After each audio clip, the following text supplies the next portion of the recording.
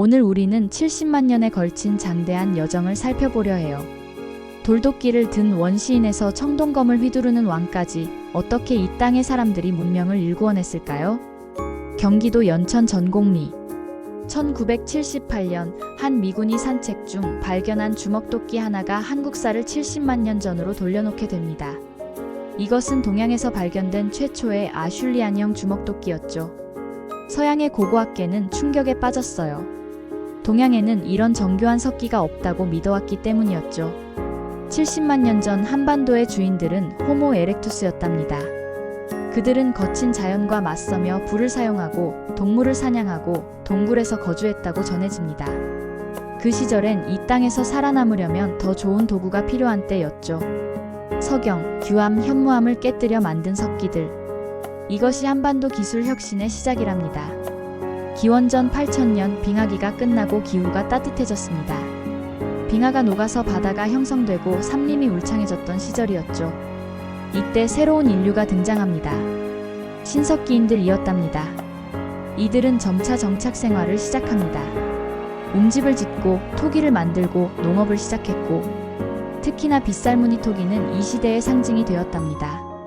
진흙에 물을 섞어 반죽하고 새끼줄로 무늬를 새기게 되면 불에 구워 단단해진 표면에 줄무늬가 규칙적으로 새겨지면서 의미가 부여되기도 했답니다.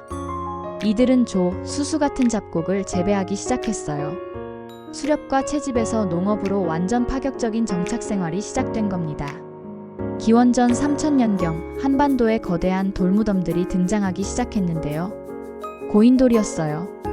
이 거대한 바위들을 어떻게 운반하고 쌓았을까요? 수십 톤짜리 덮개돌을 올리려면 수백 명의 인력이 필요했을 텐데 말이죠. 우리 조상들이 편히 쉴 집을 지어야 했는데, 이때 무리의 우두머리는 힘을 모으자 독려했죠. 그런 의미에서 고인돌은 단순한 무덤이 아니었답니다. 권력의 상징이자 부족의 단결을 보여주는 의미가 깊은 작품이었던 거죠. 이는 계급사회의 등장을 의미했어요. 거석을 다룰 수 있는 기술력, 대규모 인력을 동원할 수 있는 권력, 그리고 죽은 자를 숭배하는 종교. 문명의 요소들이 하나둘 갖추어지고 있었다는 뜻인 거죠.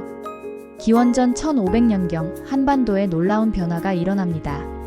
반짝이는 청동이 나타난 것이에요. 처음에는 중국에서 수입되던 청동기였지만 곧 한반도만의 독특한 청동기 문화가 꽃피기 시작했죠. 특히 비파형 동검은 한반도 청동기 문화의 정수라고도 할 수 있었답니다. 실용성보다는 권위의 상징이었죠. 구리와 주석을 9대1로 섞어야 하는데 이 비율이 깨지면 아무 쓸모도 없는 덩어리가 되어버립니다. 청동기는 누구나 가질 수 있는 것이 아니었어요. 원료 확보부터 제작까지 막대한 비용이 들었기 때문이었죠. 청동 무기와 장신구를 가진 자들이 새로운 지배층으로 등장하게 됩니다. 경남 창원 다호리 유적에서 발견된 목관류, 비파형 동검, 동경, 각종 장신구들이 쏟아져 나오는데요. 이 청동검은 나의 권력을 증명했던 시절이었어요. 하늘이 내게 준 권위의 상징이다 이 말이죠. 기원전 4세기 한반도에 또 다른 혁명이 일어났는데요. 철기의 등장이 그 혁명의 시작이에요. 철은 청동과 달랐는데요. 원료인 철광석은 어디서나 구할 수 있었고 더 단단하고 날카로운 게 특징이에요. 무엇보다 대량 생산이 가능했다는 점이 획기적인 혁명이었죠. 철제 농기구가 등장하면서 농업 생산력이 폭발적으로 증가하게 됩니다. 철제 쟁기, 낫, 괭이가 한반도의 풍경을 바꿔놓는 건 당연한 수순이었어요. 이 철 쟁기면 하루에 3배는 더 갈 수 있다. 는 사실. 인구가 급증하고 정착촌이 대규모화되면서 잉여 생산물이 늘어나면서 수공업과 상업도 발달하게 됩니다. 기원전 7세기 한반도 북부와 만주 일대에 최초의 국가가 등장하는데요. 바로 고조선이죠. 옛날 환웅이 하늘에서 내려와 태백산 신단수 아래 정착했다는 전설 같은 신화가 있고, 곰이 마늘과 쑥을 먹고 여인이 되어 환웅과 결합하여 단군을 낳았다는 신화가 전해지기도 합니다. 이는 신화였지만 중요한 의미를 담고 있었어요. 하늘의 권위를 받은 왕, 농업을 기반으로 한 정착 생활, 그리고 여러 부족의 통합. 실제 고조선은 강력한 철기 문화를 바탕으로 한 고대 국가였던 거죠. 중국 사서에는 조선우라는 왕이 기록되어 있는데요. 사람을 죽인 자는 즉시 죽인다. 다른 사람을 다치게 한 자는 곡식으로 배상한다. 도둑질한 자는 50만 전을 물어준다. 8조법으로 불리는 이 법률은 고조선이 체계적인 국가였음을 보여주고 있죠. 기원전 1세기 한반도는 거대한 변화의 기로에 서 있게 됩니다. 이는 중국과의 본격적인 충돌을 예고하는 것이었죠. 기원전 109년 마침내 피할 수 없는 전쟁이 터집니다. 한나라 무제가 고조선을 침공한 거예요. 조선은 우리의 북방을 위협한다는 이유를 가지고 이제 끝장을 내야 한다고까지 하면서 결국에 한나라는 육군과 수군 두 방향에서 동시에 공격하게 됩니다. 하지만 고조선의 저항은 만만치 않았어요. 우리 조상의 땅을 지켜야 한다는 사명을 가지고 끝까지 싸우리라 다짐했고 1년간의 치열한 공방전이 벌어졌어요. 특히 왕검성 전투는 치열했다고 전해집니다. 하지만 결국 내부 배신자들에 의해 고조선은 무너지게 됩니다. 기원전 108년 고조선이 멸망하자 한나라는 한사군을 설치했는데요. 낙랑군, 현도군, 진번군, 임둔군. 한반도 북부가 중국의 직접 지배하에 들어가기 시작한 거죠. 하지만 한나라의 지배는 한반도 북부에 국한되어 있던 때이고 남쪽에서는 새로운 세력들이 등장하고 있었어요. 사만이었죠. 마하는 54개국, 진하는 12개국, 변하는 12개국으로 구성된 연맹체였답니다. 우리는 신지, 견지가 다스리는 연맹체다. 큰 나라는 마녀가, 작은 나라는 수천가를 거느렸다고 전해지네요.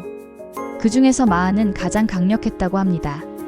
한강 유역을 중심으로 경기, 충청, 전라도 일대를 지배했고 진하는 경상북도, 변하는 경상남도 지역에 자리 잡았다고 합니다.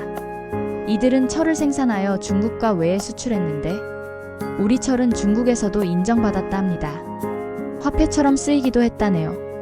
변한 지역에서는 특별한 세력이 성장하고 있었어요. 바로 가야였죠. 가야는 김해를 중심으로 금관가야, 고령의 대가야 등 여러 소국들의 연맹체였는데요. 이들의 힘의 원천은 철이었어요. 하지만 바다 건너 외도 만만한 상대가 아니었다는 사실. 외는 철을 얻기 위해 때로는 교역하고 때로는 침입했다고 합니다.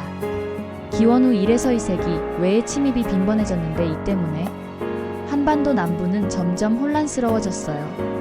한사군의 압박 속에서도 북방에서는 새로운 세력이 준비되고 있었는데 부여였어요. 송화강 유역에 자리 잡은 부여는 강력한 기병을 보유한 국가였어요. 중국 사서는 부여를 동이 중에서 가장 큰 나라라고 기록했어요. 12월이면 하늘의 제사를 지낸다는 기록이 있는데 영고라 부르는 이 의식으로 하늘의 가호를 받는다 생각했어요. 부여의 왕실에서 한 아이가 태어났는데 이름은 주몽. 그는 활을 잘 쏘아서 주몽이라 불렀다고 해요. 같은 시기 한반도 남부에서도 변화의 바람이 불고 있었는데요. 지난해 사로국에서는 신비한 일이 일어났어요. 하늘에서 내려온 알에서 한 아이가 태어났다는 것이에요. 이름은 박혁거세. 마한에서는 북쪽에서 내려온 이주민들이 정착하기 시작했죠. 이들 중에는 주몽의 아들 온조도 있었어요. 세 영웅이 각각 다른 곳에서 자라나고 있었네요.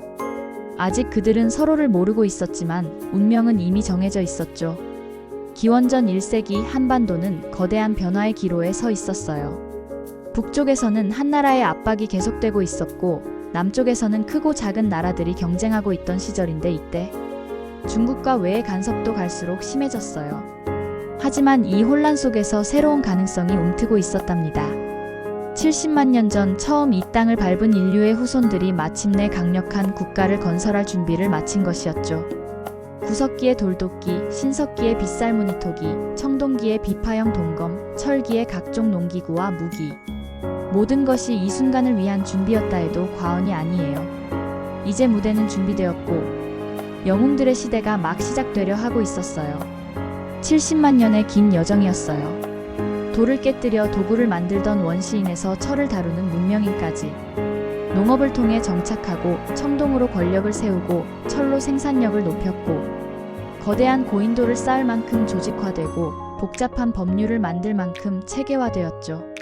한반도의 사람들은 이제 단순한 부족이 아닌 국가를 건설할 준비가 되어 있었죠. 70만 년간 축적된 지혜와 기술 그리고 불굴의 정신이 있어서 가능했던 일이에요. 그리고 마침내 3명의 영웅이 등장합니다. 주몽, 온조, 박혁거세. 이들이 세울 고구려, 백제, 신라는 70만 년 한반도 역사의 결정체가 될 것이에요. 그들의 이야기는 다음 편에서 계속될 겁니다. 한반도 문명의 여명이 끝나고 이제 찬란한 삼국시대가 열립니다.